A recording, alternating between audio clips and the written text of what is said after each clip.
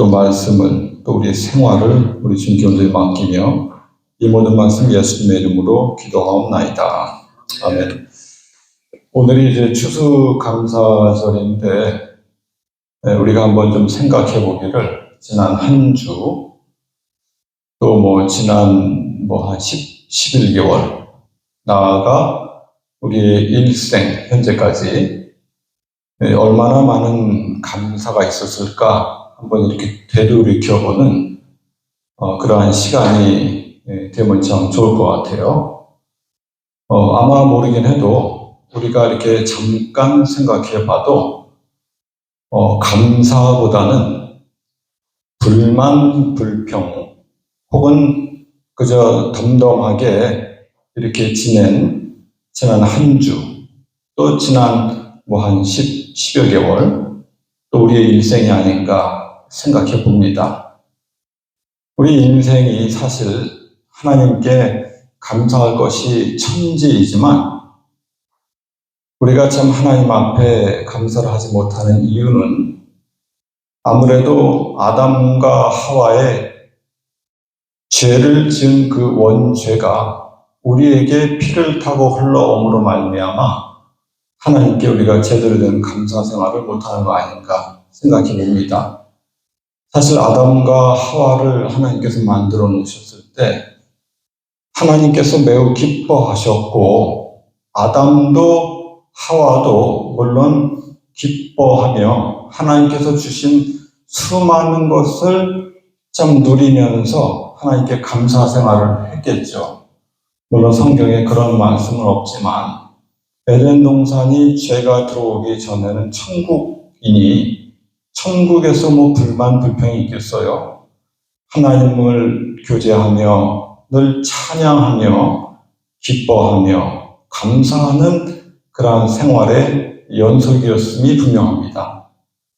하지만 어느 날 사탄 마귀가 이제 참 아담과 하와를 꾀게 될 때 하나님께서 주셨던 수많은 것에 대한 감사가 아니요 없는 그 한 가지 이걸 먹으면 하나님처럼 되는 거야 라는 그 없는 한 가지에 대한 마음이 이제 그쪽으로 가게 됩니다.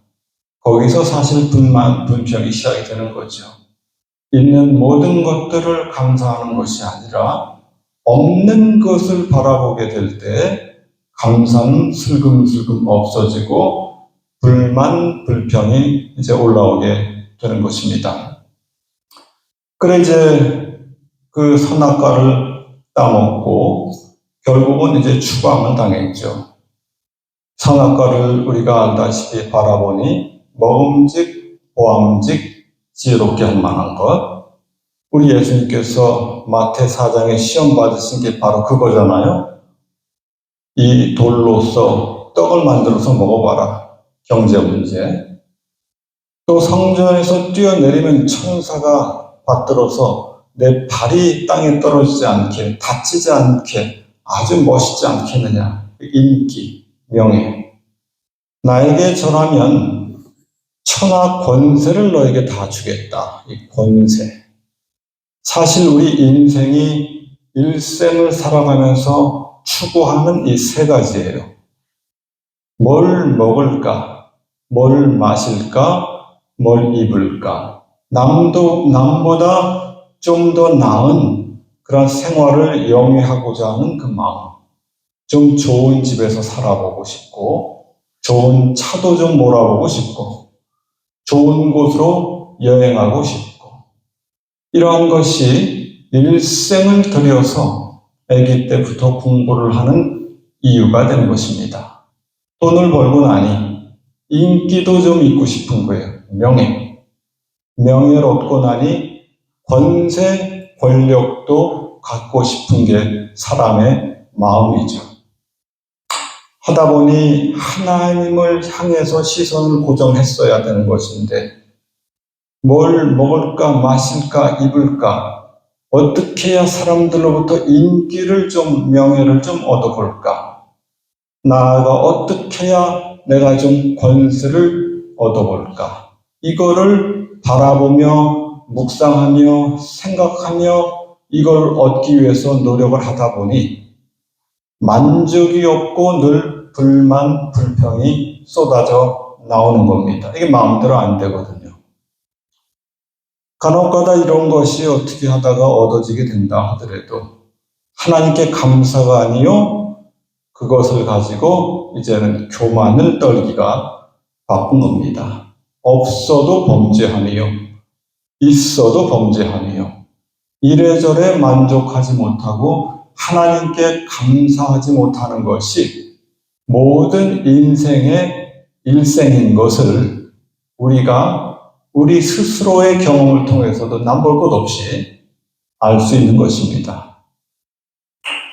오늘 시편 136편의 기자는 1절부터 마지막 절까지 모든 구구절절이 감사에 대해서 얘기하고 있어요.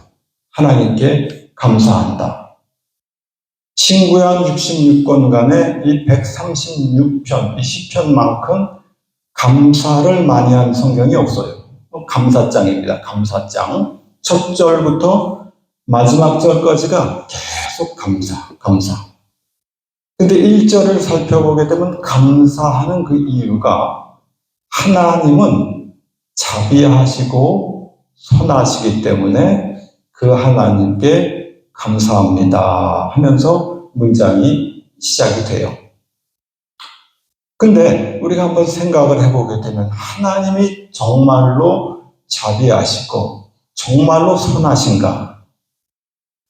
성경을 살펴보면 노아 홍수 때만 보더라도 이 온 세계의 인구가 수천만 명이 됐을 거예요. 이스라엘 백성 70명이 애굽에 들어가서 430년 있다가 나오게 될 때 남자만 60만이었어요. 여자, 어린이, 노인 다 따져보게 되면 한 300만 됐을 거예요, 아마. 그러니 그 430년 만에 70명이 한 300만 명이 됐으니 아담 하와로부터 노아 홍수 때까지가 약 한 1600년 되거든요. 노아 600세에 이제 홍수가 일어났고 아담부터 노아까지가 약 1000년, 정확하게는 1053년이니까 1653년 창세 이후에 노아의 홍수가 있었어요. 그러니 그때 인구가 몇 천만 명은 됐을 거란 말이에요. 그런데 노아를 포함한 8명만 빼놓고는 다 죽였어요, 하나님께서. 물로써. 이게 정말 자비하신 거 맞나? 무자비한, 잔인한 이런 표현이 더 맞지 않을까? 뿐만이 아니라 이스라엘 백성이 나중에 가나안 땅에 들어가게 될 때 하나님께서 지시를 하십니다. 너희들이 들어갈 가나안 땅에는 7 족속이 있다. 기가, 히브, 여아, 헷, 앞장만 따면 그래요. 기르가스, 가나안, 기가, 히위, 브리스, 아모리, 헷, 뭐 이렇게 됩니다. 7 족속이 있어요. 그 7 족속을 다 죽이래요. 그리고 사무엘상 같은 데도 읽어보게 되면 하나님께서 사무엘 선지자를 통해서 지시하시기를 사울 왕에게 아말렉 족속을 아주 남녀노유를 다 죽이고 짐승도 다 죽이래요. 그 말 안 들었다가 아주 사울이 버림을 당하는 결정적인 일이 되게 됩니다. 이러한 것을 바라보게 될 때 정말 하나님 자비하신 거 맞아? 우리가 의심을 가질 수밖에 없어요. 성경은 말고 이 세상 돌아가는 일들만 바라봐도 지금도 뭐 가자 지구다, 또 어디 뭐 우크라이나에 일어나는 전쟁, 얼마나 많은 그 선량한 시민들, 특히 아이들 하루에 몇 명이 죽어나가는지 몰라요. 하나님이 자비하시다면, 하나님은 선하신데 왜 그런 거 안 막어? 좀 다 잘 정리해가지고 해줘야 되는 거 아니겠어? 선한데, 자비하신데. 여기에 대한 답은 하나님은 자비하시고 선하시지만 동시에 공의로운 하나님이에요. 공의로운 하나님이기 때문에 인간의 죄가 어느 경점을 지나게 되면 그 공의로서 심판할 수밖에 없다 이 말이에요. 세상 말로 임계점이라는 게 있어요. 임계점. 임계점이 뭐냐면 물을 끓입니다. 1도, 2도 올라가요. 99도까지는 물이 안 끓어요. 100도가 되는 순간 물이 끓어요. 거꾸로 온도가 내려가도 0도가 돼야 물이 얼어요. 99도까지는 물이 안 끓고 0도가 되기 직전엔 물이 안 얼어요. 이것이 바로 임계점이에요. 자연과학의 세계에 있어서도 그런 일이 있습니다. 하나님께서 인간과 어떤 단체와 어떤 사회, 국가, 나아가 온 세계를 경영, 운영하시게 될 때 하나님께서 정하신 그 임계점이 있어요. 제가 차고 올라서 100도가 되는 그 순간 하나님께서 결국은 참다가 못 참고 그 공의로서 노아 시대 때 모든 인간들을 다 쓸어버린 거예요. 창세 이후 1600년 만에.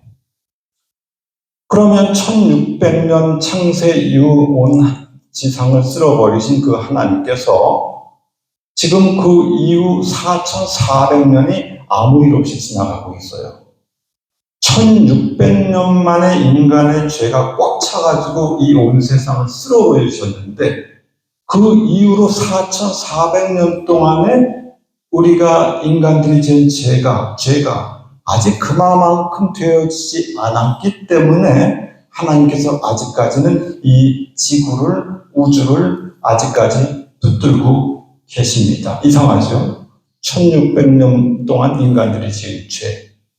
그 이후 4400년은 훨씬 더 긴 기간인데 어떻게 된 것인가? 두 가지 이유가 있어요. 첫 번째는 인간이 창세 이후 한 1600년 동안은 굉장히 오래 살았어요. 근 1000년을 살았어요. 이 죄된 인간들이 죽질 않아요. 그렇기 때문에 죄가 굉장히 많이 쌓여왔습니다. 노아 홍수 이후로는 인간의 수명이 급격히 차차 감소해서 120년을 살게 되고 더더욱 줄어들다가 근대나 돼서 우리가 다시 한 100세의 수명이 회복이 되었지 그전에는 인간들이 일찍 죽었어요. 그렇기 때문에 이 죄가 그때만큼 많이 쌓아지지 않았고 두 번째 큰 이유는 예수님께서 십자가에 달려 돌아가시는 그때 그러니까 노아 홍수가 끝난 다음에 한 2400년이 지난 어느 날 예수님께서 오셔서 십자가에 달려 돌아가셔서 부활하심으로 사탄 마귀를 강금했기 때문에 그때 이후로는 죄가 그 이전만큼 확장되지 못했어요. 그리고 우리가 알다시피 예수님께서 죽으시고 부활하심으로 말미암아 본격적으로 복음이 온 세상에 퍼지게 됐어요. 구약 4000년 동안에는 복음이 온 세상에 퍼지질 못했어요. 왜? 사탄 마귀가 꽉 붙잡고 있었으니까. 예수님께서 십자가에 달려 돌아가시고 부활하심으로 사탄 마귀의 세력이 약화됨으로 복음이 온 세상에 효율적으로 전파가 되었다는 것.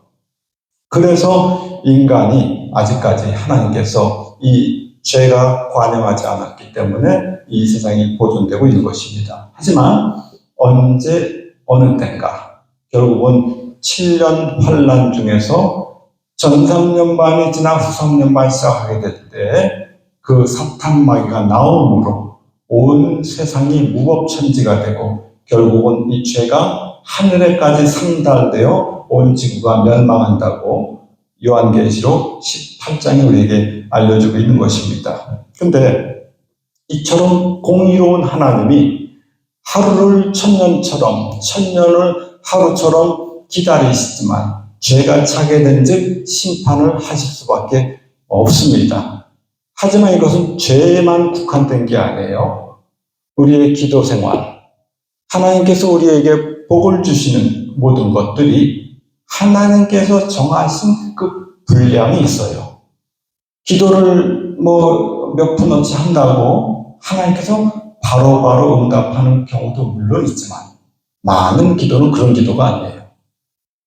예를 들어서 우리가 아는 대로 엘리야의 기도.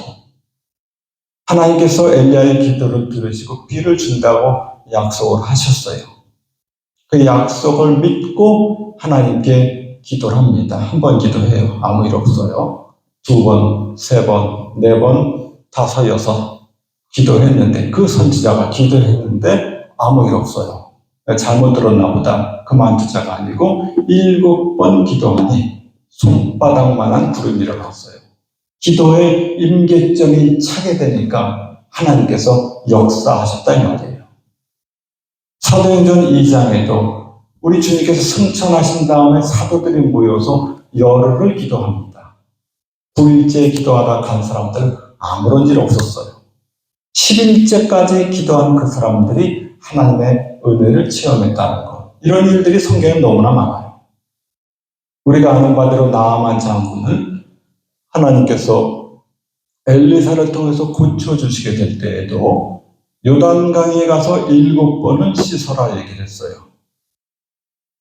하려고 하는 마음이 없었지만 그래도 한번 해보자 싶어서 1번, 2번, 3번 씻어봅니다. 아무 일 없어요. 7번은 씻었어요. 그때 그 피부가 다 나았고 어린아이와 같이 되었다는 그러한 참 역사가 있는 것입니다.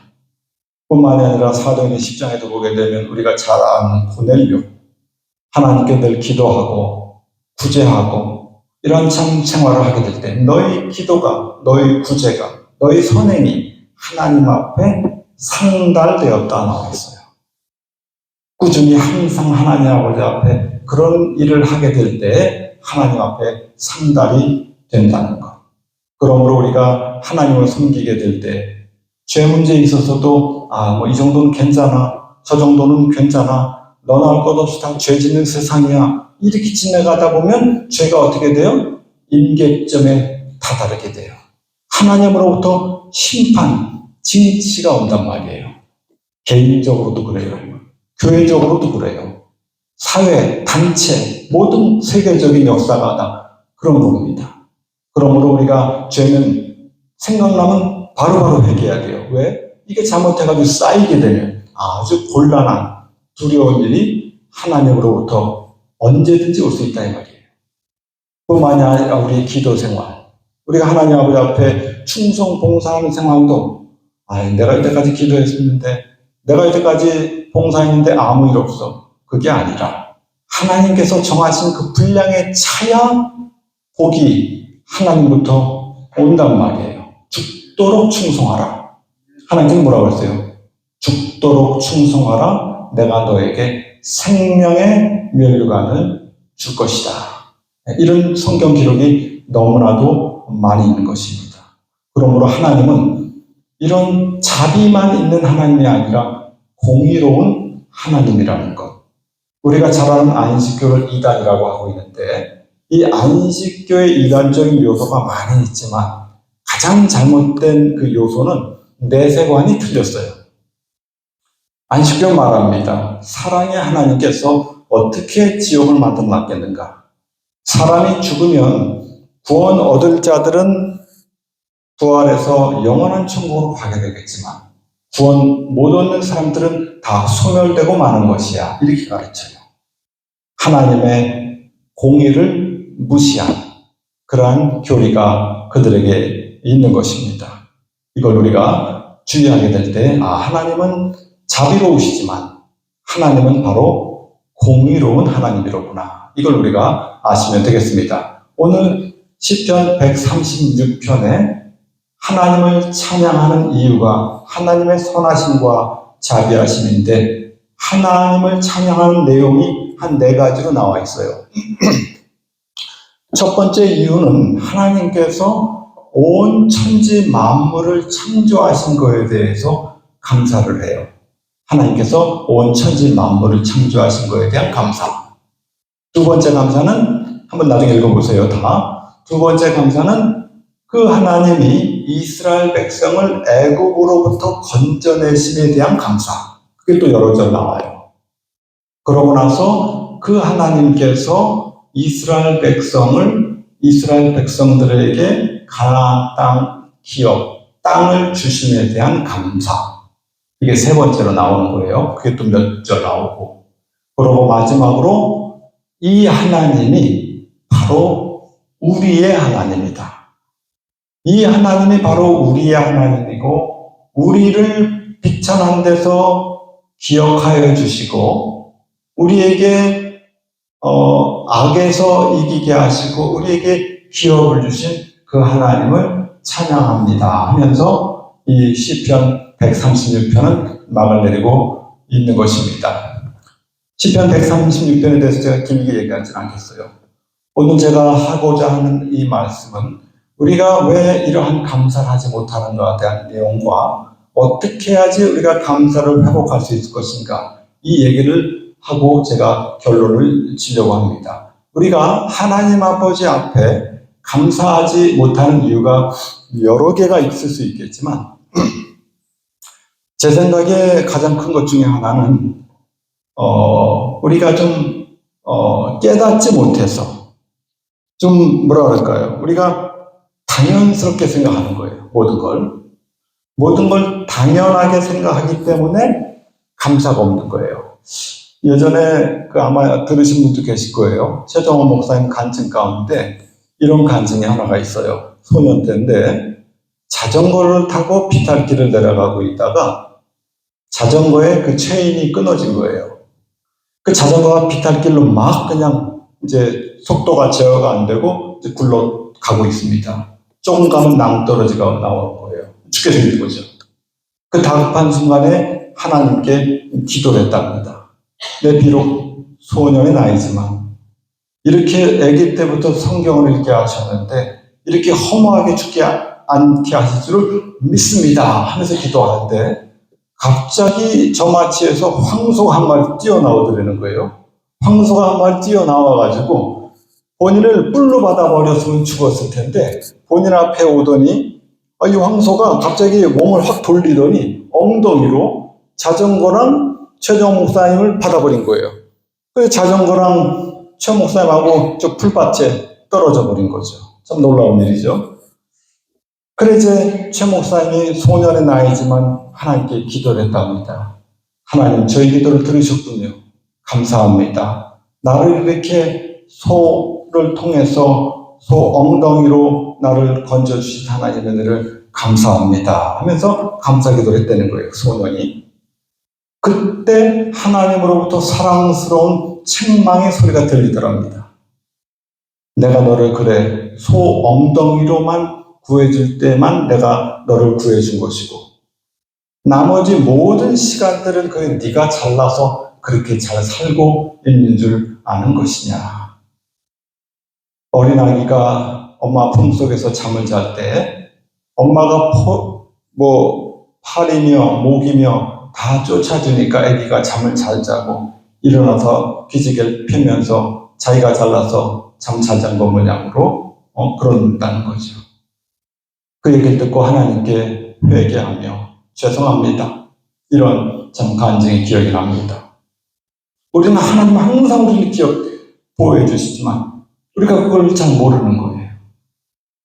제가 아주 예전에 메릴랜드에서 버지니아로 가다가 벨트웨이, I-495 벨트웨이를 타고 와이프랑 같이 갈 때가 있었어요. 꽤 오래전인데. 차를 타고 가는데 와이프가 운전을 하고 제가 오른쪽에 앉아 있었어요. 근데 앞차를 살짝 받았어요. 잘못해가지고. 그 순간 차가 벨트웨이에서 한 60마일, 70마일 달려가지 않아요? 차들이? 이 컨트롤 잃어가지고 막 오른쪽으로 갔다가 왼쪽으로 갔다가 차가 뺑글뺑글 돌고 난리가 난 거예요. 제가 운전한 건 아니고 그 패센저 자리에 앉아서 오른쪽을 쳐다보니까 차가 막 확 지나가고 왼쪽을 쳐다보니까 또 차가 확 지나가는 거예요. 그래서 제가 야 사람이 이래 죽나 보구나. 야 이거 차가 완전히 결단 나겠네. 저는 그때 하나님 도와주세요 그런 기도도 안 했던 것 같아요.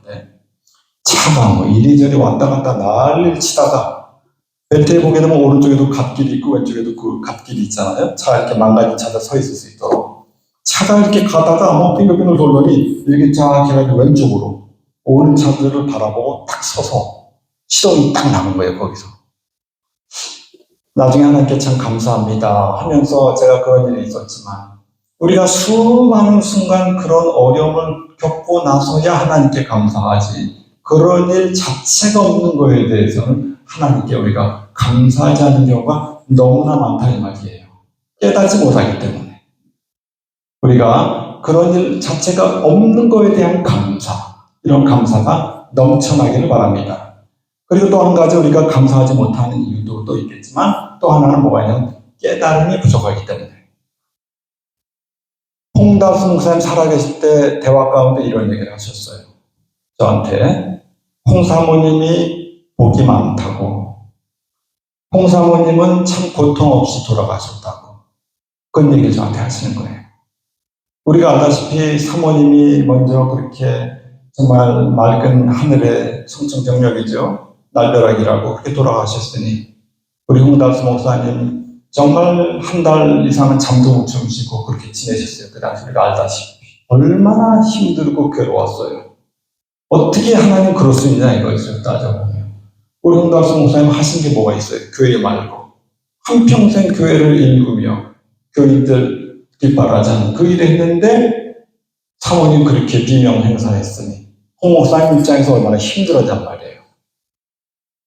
3, 4년 지난 다음에 홍 목사님이 몸에 병이 왔습니다.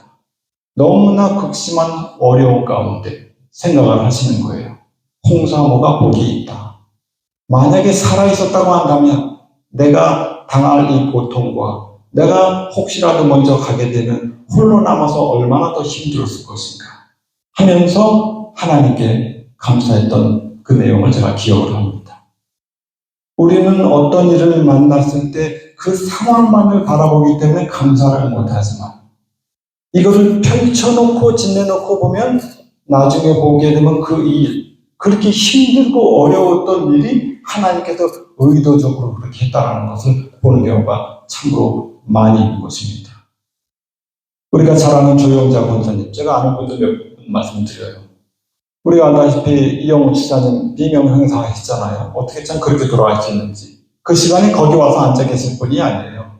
은행 간다고 갔다가 그 길 건너서 버스 기다린다고 앉아 계시다가 자동차가 덮쳐가지고 그냥 돌아가셨단 말이에요. 얼마나 자식을 앞세운 조영자 권사님 힘들었냔 말이에요.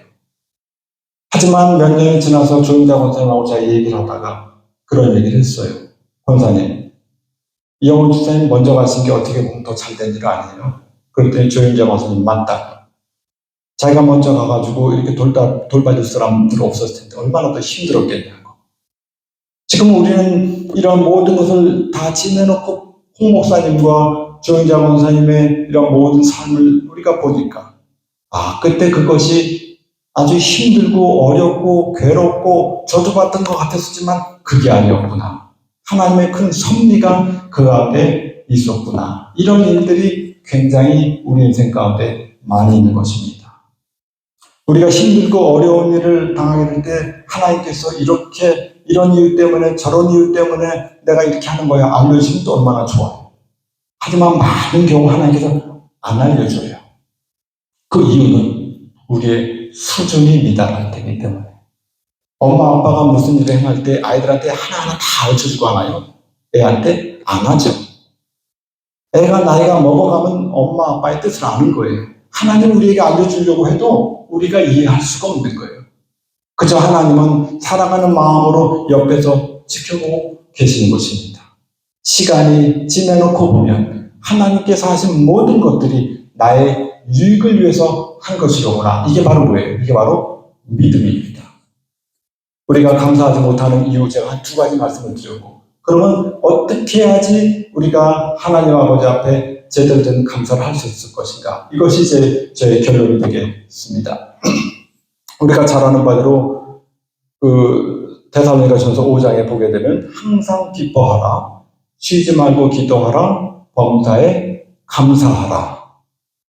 이것이 바로 하나님의 뜻이라는 거예요. 우리 한번 데살로니가전서 5장을 한번 잠깐 살펴보시고 제가 마치도록 하겠습니다. 데살로니가전서 한번 5장을 보세요. 중요하니까. 5장 16절 항상 기뻐하라 쉬지 말고 기도하라 범사에 감사하라. 이는 그리스도 예수 안에서 너희를 향하신 하나님의 뜻이니라. 그래서 많은 경우는 사실 이 16, 17, 18장만 갖고 얘기하면서 하나님의 뜻이라고들 얘기를 해요. 근데 이거는 이 성경을 반만 하는 거예요. 반의 반만 하는 거예요. 이 문장의 시작이 그게 아니에요. 이 문장의 시작은 한참 위로 거슬러 올라갑니다. 12절이 시작이에요. 12절이 시작을 하는데 12절을 보게 되면 너희 가운데서 수고하고 주 안에서 너희를 다스리며 권하는 자들을 너희가 알고, 두 번째는 그를 귀히 여기고, 세 번째는 너희끼리 화목하고, 14절 네 번째는 규모 없는 자들을 권기하고, 다섯 번째는 마음이 약한 자들을 안위하고, 여섯 번째는 없는 자들을 붙들어주고, 일곱 번째 모든 사람을 대하여 오래 참고, 여덟 번째 15절이죠. 누구에게든지 악으로 악을 갚지 말고 항상 선을 쫓고, 아홉 번째 그러고 나서 열 번째로 항상 기뻐하라 쉬지 말고 기도하라 범사에 감사하라. 이렇게 이어지는 거예요. 이 12가지, 이 세 가지만이 아니라 항상 기뻐해라, 기도해라, 범사에 감사하라, 이 세 가지만이 아니라 거슬러 올라가서 말씀드린 모든 걸 더해보면 12가지예요. 이 12가지가 너희를 향하신 하나님의 뜻이 되는 거예요. 하나님의 뜻은 무엇이냐? 성령 충만. 성령 충만하면 이 12가지가 우리에게 나타난다 이 말이에요. 대표적인 것이 여기서 기뻐하는 것, 기도하는 것, 감사하는 거죠. 물론 성령이 충만하게 되면 이러한 일들이 우리에게 일어나므로 감사할 수 있는 사람이 된다 이거예요. 기뻐할 수 있는 사람, 항상 기도하는 사람이 된다 이 말이에요. 그러고 나서 이어지는 문장이 19절. 성령을 소멸치 말라는 거예요. 그래야 말이 되죠. 성령의 충만을 받았으니 그 성령을 소멸하지 말아라 하고 19절에 이어서 알려주는 것입니다. 하나님 말씀이 이렇게 항상 조직적으로 이유가 있이 이렇게 말이 이어져 가요. 18절에 하나님의 뜻이라고 말씀하신 그 뜻이 무엇이냐? 바로 성령 충만인데 19절에 성령을 소멸하지 말아라 얘기하신 거예요. 그러고 이어지는 문장이 20, 21, 22. 그러면 어떻게 해야지 성령의 소멸이 안 되느냐? 예언을 멸시하면 안 된다. 첫 번째예요. 두 번째는 범사에 헤아려 좋은 것을 취해야 된다. 이건 뭐냐? 기도입니다. 세 번째는 악은 모든 모양이라도 버려라. 회개죠. 예언을 멸시하지 말아라. 하나님의 말씀을 멸시하지 말라는 거예요.